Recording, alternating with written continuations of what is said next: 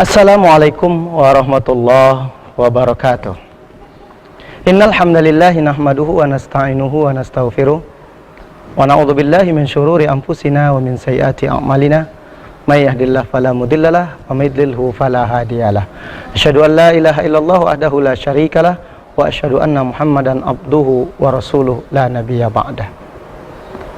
Qala Allah ta'ala fil Qur'anil Karim, a'udzu billahi minasyaitonir rajim. Bismillahirrahmanirrahim. Rabbana hablana min azwajina wa dzurriyyatina qurrata a'yun waj'alna lil muttaqina imama. Shadaqallahul azim. Para pemirsa yang dirahmati Allah Subhanahu wa taala. Kita bersyukur kepada Allah, diri kita masih diselubungi dengan rasa syukur dan iman kepadanya, karena tanpa iman dan syukur itu tidak ada makna hidup dan kehidupan ini. Kita berselawat kepada Nabi karena merupakan suatu tanggung jawab bagi kita. Berselawat itu suatu kewajiban yang patut kita amalkan, karena harapan kita nanti di akhirat kita akan mendapatkan syafaatnya di yaumil akhir kelak. Tentunya dengan mengamalkan amaliyah yang ia teladani bagi kita dalam kehidupan sehari-hari. Tema kita pada kesempatan kali ini adalah pergaulan yang sehat. Doa kita yang kita lantunkan setiap sholat, senantiasa kita mengatakan, ya Allah, anugerahkan kepada kami pasangan hidup yang baik, anak-anak yang menyenangkan hati. Tetapi hari ini untuk mendapatkan pasangan hidup yang baik susah, karena pasangan hidup itu tidak dihiasi dengan keimanan dan kesolehan. Karena hanya iman dan soleh itu yang akan menghantarkan kepada hidup kita dan ketenangan, karena Allah janjikan seperti itu. Lalu bagaimana mendapatkan anak-anak yang tidak menghabiskan waktunya begitu saja, tidak menyia-nyiakan kehidupan mudanya, melainkan mereka gunakan untuk hal yang bermanfaat. Kadang-kadang di rumah ini sedih hati kita. Kalau untuk menunggu anak-anak remaja kita punya aktivitas positif saja, itu sepi. Tapi kalau duduk-duduk sepanjang jalan Sudirman, bagi mereka itu adalah kebahagiaan. Padahal kalau kita pikir-pikir, duduk di sepanjang Sudirman itu kan gelap, ada pacetnya, banyak nyamuk. Bahkan mereka senang menghabiskan, memacu kendaraan mereka hanya kesenangan semata. Maka apa sesungguhnya ketika anak-anak remaja kita ikut nimbrung ke dalam kegiatan yang tidak sehat tersebut?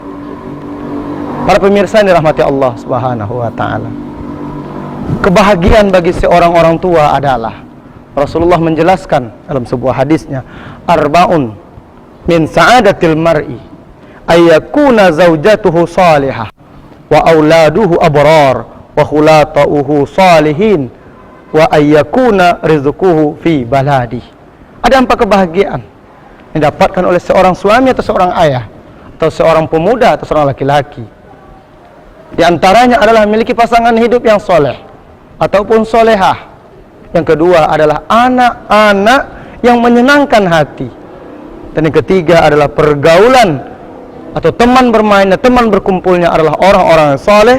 Dan yang terakhir adalah mereka mencari nafkahnya di tempat mereka tinggal. Maka bukankah kebahagiaan bagi orang tua untuk memiliki anak-anak yang soleh? Datang waktu sholat, mereka ikut sholat bersama orang tuanya. Datang waktu belajar malam, mereka duduk bersama orang tuanya, karena mereka sibuk masing-masing di siang hari. Setelah sholat isya, mereka berkumpul dengan ayah dan ibunya. Itu waktu yang berharga daripada duduk-duduk tidak berguna di tepi jalan. Kadang-kadang mereka naik dengan kecepatan kencang, yang terjadi apa? Kecelakaan. Siapa yang rugi? Yang rugi adalah anak kita sendiri dan orang tua tentunya. Para pemirsa yang dirahmati Allah Subhanahu wa taala, ada tips untuk remaja kita. 3 kunci bergaul. Yang pertama adalah ta'aruf. Kenali dulu siapa temannya, dengan siapa kita bermain, dengan siapa kita berkumpul. Harus kita kenal. Jangan salah-salah. Kalau salah dalam mengenal teman, kita terseret ke tempat yang tidak baik. Yang kedua adalah tafahum. Saling memahami bahwasanya pekerjaan yang dilakukan, aktivitas yang dibuat betul-betul berguna, bukan sekedar mau ikut-ikutan saja, yang diikut kita tidak mengerti. Yang ketiga adalah ta'awun, bahwasanya pergaulan yang dibuat, kita punya teman untuk tolong menolong, tolong dalam senang maupun dalam keadaan susah. Maka bagi remaja kita ada berapa hal yang patut kita jadikan adab dalam bergaul. Yang pertama adalah dilarang berduaan yang bukan muhrim. Rasulullah sallallahu alaihi wasallam bersabda, la yakhluwanna ahadukum bi imra'atin fa inna syaitan thalisuhum. Hadis riwayat Ahmad dari Abi Umar Ibnul Khattab. Para pemirsa yang dirahmati Allah Subhanahu wa taala, kalau berkumpul para remaja berduaan dan mereka tidak diikat ikatan nikah, ikatan yang suci, maka orang yang ketiga itu adalah syaitan, dan syaitan adalah musuh kita yang nyata. Pasti terjerumus. Rugi rasanya masa muda kita hanyut begitu saja. Seharusnya kita mendapatkan pernikahan yang indah, keluarga yang indah, kehidupan rumah tangga yang bagus, bisa memilih pasangan atau suami hidup kita yang pantas dan memiliki kebahagiaan di masa mendatang. Yang kedua, para remaja dan para pemudaku sekalian, tundukkan pandangan. Karena pandangan itu, kata Rasulullah sallallahu alaihi wasallam, adalah anak panah dari syaitan. Pandangan itulah yang mendatangkan syahwat. Dari pandangan itulah munculnya keinginan hasrat. Maka apabila tidak pandai mengendalikan pandangan, maka sungguh hari ini banyak anak-anak gadis kita, mereka tidak pandai memilih pakaian yang tepat, karena bisa merusak mata yang melihatnya.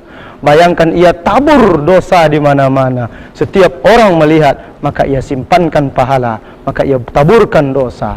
Para pemirsa yang dirahmati Allah Subhanahu wa taala. Yang ketiga adalah jaga aurat terhadap lawan jenis.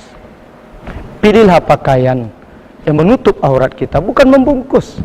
Kalau menutup berarti tidak tampak. Kalau membungkus adalah memperlihatkan aurat kita dalam keadaan terbungkus. Yang dibungkus itu hanya mayat, sedangkan kita berpakaian adalah menutup tubuh kita.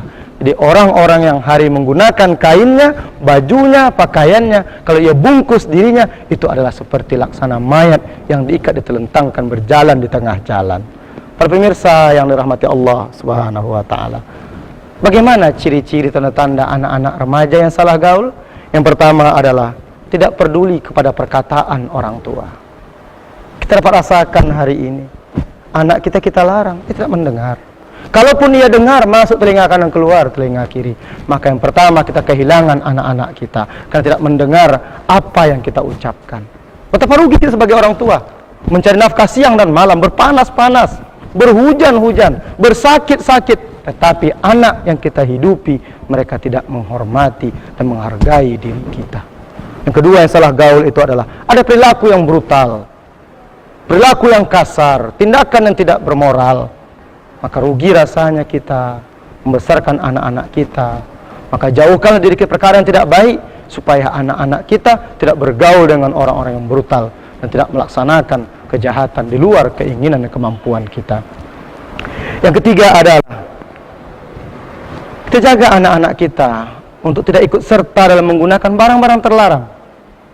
Minimal mereka tidak merokok.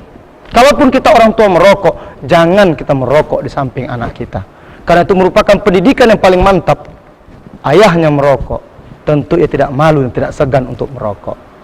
Dulu ketika ada pelatihan dari Badan Narkotika Provinsi, bahwasanya remaja yang sudah memulai hidup dengan rokok, itu adalah kemungkinan terkena pada barang-barang terlarang itu cukup tinggi. Kenapa? Karena mereka sudah dimasuki dengan yang disebut dengan ketagihan. Yang keempat adalah melakukan hal-hal yang buruk atau yang tidak baik. Anak kita sudah dewasa, mereka bisa bedakan kalau naik kendaraan tidak menggunakan helm, kecepatan yang tinggi, kebut-kebutan, standing, apakah itu perkara yang baik? Tentu dia bisa memilih dan memilah sendiri. Mari kita tanya, wahai pemuda, wahai remaja, ada tempat untuk melakukan balap-balapan seperti itu? Jadilah profesional. Masuklah kepada tim yang memperkenalkan kepada kawasan-kawasan untuk bisa berpacu dan menggunakan alat yang safety sehingga tidak merugikan diri sendiri tapi mendapatkan penghormatan.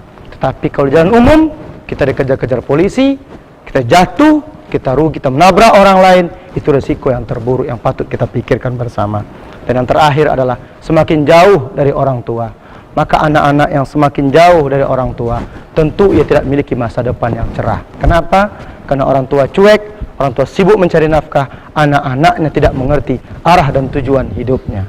Percayalah, di usia nanti ketika Anda mencapai usia 30 tahun, 35 tahun, itu akan muncul penyesalan.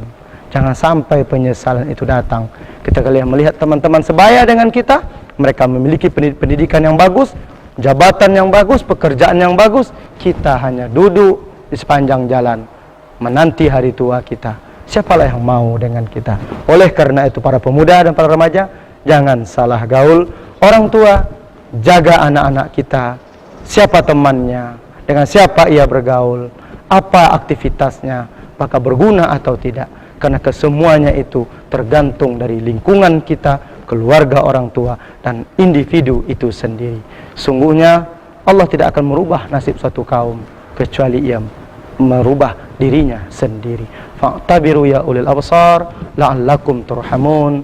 Subhanakallahumma bihamdi asyhadu an la ilaha illa anta astaghfiruka wa atubu ilaih. Walhamdulillahi rabbil alamin.